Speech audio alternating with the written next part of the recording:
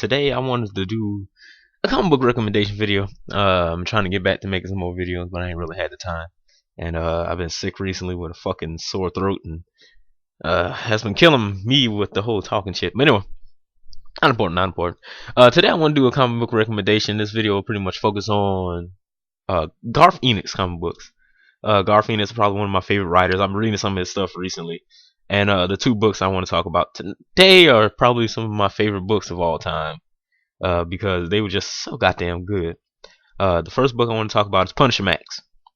Now, if you were subscribed to me back when I was Comic Con artist, back when I was the Comic Man and I was uploading stuff, uploading comic books, I was uploading some Punisher stuff, Punisher War Journal, and I don't know if I got into any Max, but I know I was uploading Punisher War Journal, and from Punisher War Journal, I got interested in the character Punisher because I like most of the comic book characters I know, and I know them from either the old TV show or the movies that's come out. And the first Punisher movie was meh.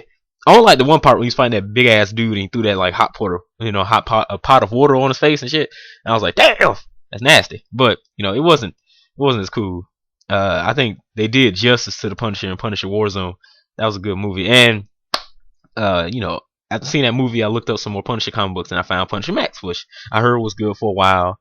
I've been reading Deadpool Max, and that was good for a minute, and it turned shitty. But I started reading Punisher Max, and I just realized how good it was from the first issue.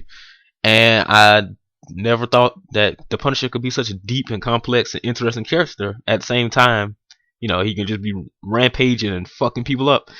And I don't know, it's just such a good comic book, man. Like, it's part of the Max series of books. I don't know how many Max books are there. I just know Punisher and Deadpool, and the Max series seem to be comic books that are outside of regular Marvel continuity, pretty much in their own world, and they're the more adult, uncensored type books, which is cool. It's cool as crap. That's why I really think Punisher is a perfect fit for a book like that because of all the graphic things that he do.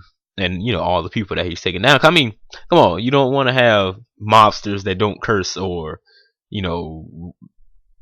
people that are sick in the head, that he's trying to kill or whatever, and he gonna kill brutally, and tone it down and make it all PG and shit. That's just stupid. So in the Punisher Max books, you get the whole 9 yards pretty much. You get the full nittiest of the gritty, and he just goes to work. Like, I'm fucking scared of the Punisher. Every time I'm reading one of these books, man, I've been talking to one of my friends, Carell, and I'm sitting there and I'm like, why are these fucking idiots still commit crimes and killing people? I wouldn't do shit if I knew Punisher was around, because this is one killing motherfucker that you can't stop. I ain't seen nobody stop. Everybody get close to stopping him. Nobody can stop the Punisher, man. And another thing I like about this book is that they go by the original, I believe, origins of Punisher, where he was in Vietnam, I believe. And I think in the Marvel comics they keep moving his war up so he can still be young. So they keep changing the war. And here he's he's old. He's an old man. He's in his 50s, I believe. In his 50s, but still in good shape or whatever. But you see that kind of take a toll on him as he's still fighting crimes. And you also have this big pool of history that with the Punisher for being in action for so long, and that always comes into play. You get to see him deal with being old and deal with still having the memories of his family being murdered by that gunshot, and how that's taking a toll on him as a character. So it's a pretty cool comic book, man. It's probably got some of my favorite stories ever written. I think Garth Ennis, sorry, mispronounced his name, but he's probably one of the smartest writers. Like, he's one of the coolest because he writes all these cool like Punisher stories, and at the same time you have the army stories.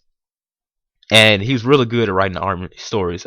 In this book and the next book that I'm talking about, and you get to see all that training and all that wealth of knowledge that Frank Castle has, and I really like that because it's a lot of characters like say Wolverine. For instance, he's lived for what, 200, I think like over 200 years, and he has all these skills and martial arts and being a samurai and all this all the skill he has but never uses, which is what pisses me off. At the most, he may use some black ops training and sneak around, but other than that, he's just going around slicing and dicing people, which is cool. But at the same time, I would like to see, Wolverine use all that skills and be gangster.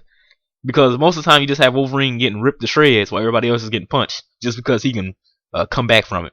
And since Punisher is a character, like Batman or whatever, who, on the street level that don't have any powers, just rely on pure skill and gangsterness.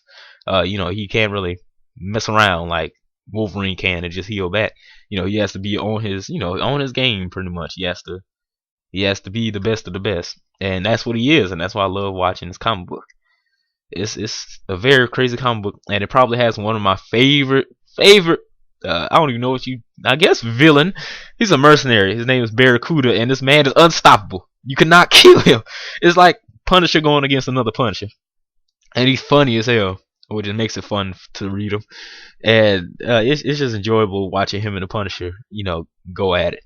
It's very enjoyable, and I really like how Garth Ennis wrote that character. It's probably one of my favorite characters in the comic book for in the past year that I've been reading, because this dude is just is fucking hilarious. So if you want to read Punisher Max, man, I highly recommend it. Sorry, my throat is fucking killing me.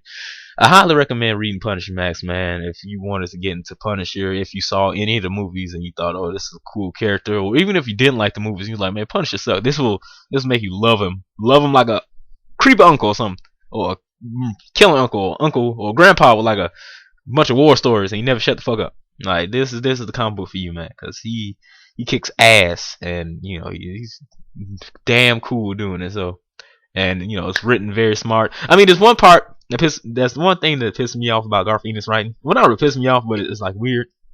He writes so smart, which is why sometimes I be like, man, some of these guys who be writing must be like geniuses or something, because they know so much shit. Where close to the end of the comic book series is this one storyline where these mob wives, I'm not trying to spoil anything, but these mob wives are trying to get back at Punisher because he killed all their husbands, and most of them are just sluts. Like even one of the bitches they found out was illiterate, like she couldn't read. She was just sitting there, and it was like, you don't look like you're reading, just flip through the pages. And she was like, I can't read, whatever. But she come up with this crazy ass convoluted plan that involves like sucking dick and shit, and it seemed like genius. Who knew a slut could be so smart? And that's why I was like, he just writes so smart that even the stupidest person seems like a boy genius for some reason. So, it was a little odd, it seemed out of character, but it was cool. I like that, because you would want to see somebody who could test the main character, not somebody he's just gonna run through. And even if it's a couple of hookers and bitches, then they gotta have something for them. And they could suck a mean dick apparently, and that'll help them out. But anyway, that's Punisher Max, man. I really enjoyed that book. I still haven't finished reading it. I think I got like 15 issues to go. I think it's 75 or 74 issues, and I gotta finish it up, man, because it's fucking fantastic. And now going to the next book that I want to talk about. It's another Garth Ennis book. It's art by Steve Dillon, which I like Steve Dillon's art in this book, man. And I kind of ragged on him before in my own personal life. I don't think I said it in the video for damn Wolverine Origins. I think that was written by Daniel Way.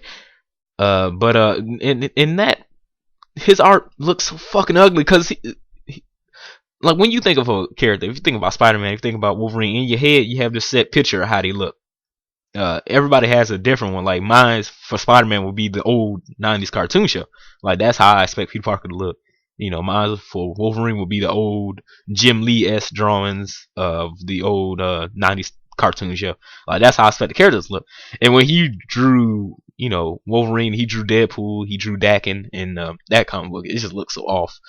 Like Deadpool didn't look like he had the whole cancer of the skin. He looked like he just some old man made out of beef jerky, and it was ugly. But I like his art, man. And in Preacher, it looks cool, and I like it. But anyway, let's talk about Preacher for a second. I think before in the podcast we were talking about it, and I said something stupid like he has the powers of a preacher, because I didn't know. I just heard about the comic book, and I just heard about it. I heard it was good. I didn't know much about it. And I was just talking about it. So I figured, instead of making dumbass statements like that, let me actually pick up the comic book and read it. And I'm so glad I did. It's probably one of the greatest road trips ever. Like, I love this book so much. So let me give you a little summary of what's going on. You have the main character. His name is Jesse Custer, right? He's a preacher in a small town. And, at the beginning of the comic book, he pretty much snaps. He's just like, fuck it. He gets drunk. He comes into the church, and Everybody's like, oh, this old preacher cuffs the old bitch ass, and he just like, you know what, fuck all y'all. And he just starts telling all these secrets from confessional, man, and that's probably the funniest shit ever. And that's pretty much how it starts off.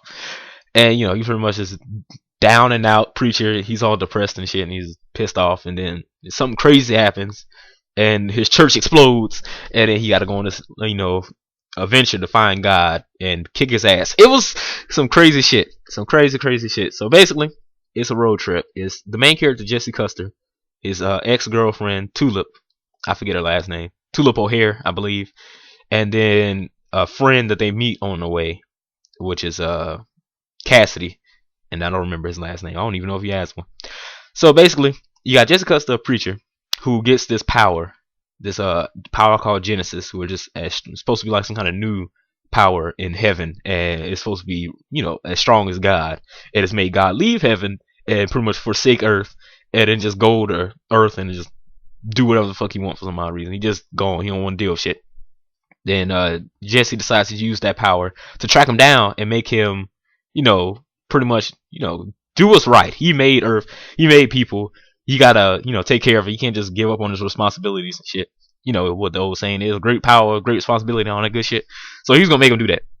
And then you got Tulip here. She, at the beginning of the comic book, she runs into Cassidy and asks him for a ride after she gets into some trouble with some stuff that she was doing. So they end up all meeting together, and then you have Cassidy, who you find out a secret about him rather quickly, and all the stuff that he has to deal with, and it's just a cool comic book because you have these three on a trip to go find God and beat his ass, which I think is ridiculous, and then all the crazy shit that happens in between there when they're battling angels and demons and crazy ass people, and it's a guy with a butthole on his face. It's some crazy shit. I can tell you that it's probably one of the most sick, demented, disturbing comic books ever, but it's so fucking fantastic to read, man. Like, it's probably one of the craziest comic books I ever read, and I love it so much because it was just so interesting.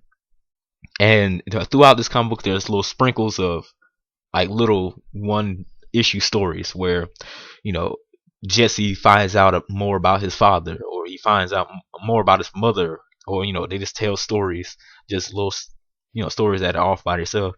And it's just such a so beautifully written sometimes, man. Especially the issue where he sits down with one of his father's old war, like, not war buddies, but one of the guys he went through the war with, and I believe it was Vietnam too. And he tells a story about how his father got the Medal of Honor or whatever he had, that Jesse had on, that he wears a lot through the entire comic book. He tells him how he got that, and it's such a great story. He gets told how his father and his mother met, which is a good story, and all this kind of crazy stuff. And most of the time I will complain about a comic book where it doesn't focus, like an issue where it doesn't focus on the main character. I know I had that problem in Punisher Max when they focus on other people instead of the Punisher, because I don't know, I just love the Punisher. I want to see what he doing. But in Preacher, it just adds to like the depth of the world around the three main characters, which makes it so cool because you're not only getting their adventures and what they're doing, but you also getting history and character development and what makes them tick, and how they got to where they are now. And it's just a great comic book, man. I would highly recommend it.